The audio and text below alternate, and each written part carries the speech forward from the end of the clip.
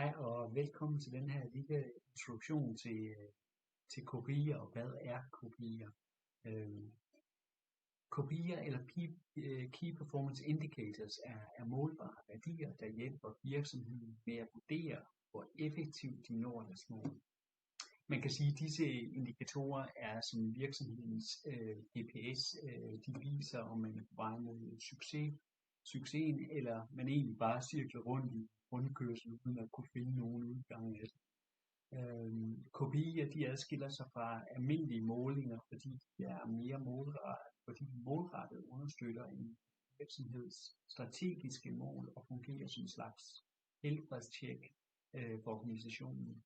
De kan hjælpe ledere og medarbejdere med at træffe informerede beslutninger og finjustere strategier, så man kan undgå at skyde med spredehagl, når man egentlig burde fokusere på det, der virkelig tæller. Og effektive KPI'er er specifikke, de er målbare, de er relevante, og de er tidsbestemte. Og det her det er også det, man kender som SMART-metoden. Men de bør altid være tilpasset virksomhedens kerneformål og mål.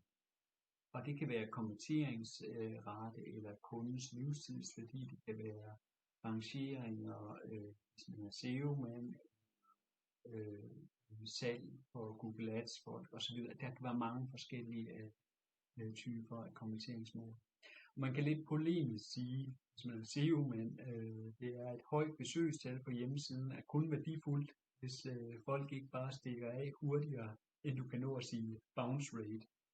Og det er jo en af de her ting, vi sidder og arbejder med, hvor det er vigtigt, ikke bare et højt besøgstal, men også at folk bliver på siden.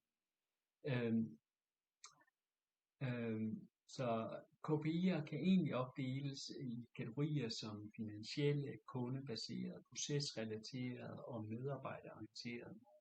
Og derudover kan man også skelne mellem ledende og efterslæbende indikatorer, altså leading and lagging indicators, hvor ledende KPI'er forudsiger fremtidige resultater og efterslæbende eller lagging lidt ligesom at tjekke vejrudsigten kontra at kigge ud af vinduet og se, hvordan vejret er der. Ved at overvåge og justere KPI'er løbende, sikrer du virksomheder i, at målene forbliver relevante, og at strategien stadigvæk understøtter vækst og succes.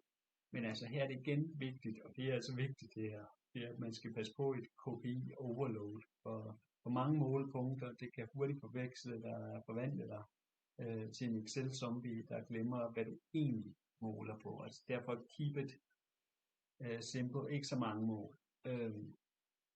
Og det er det, du kommer til at læse om i den her artikel med lidt flere ord, så høj med det, og det er en spændende artikel, så det er bare at komme i gang med det. Så held og lykke med at lære lidt mere om, hvad er KPI her.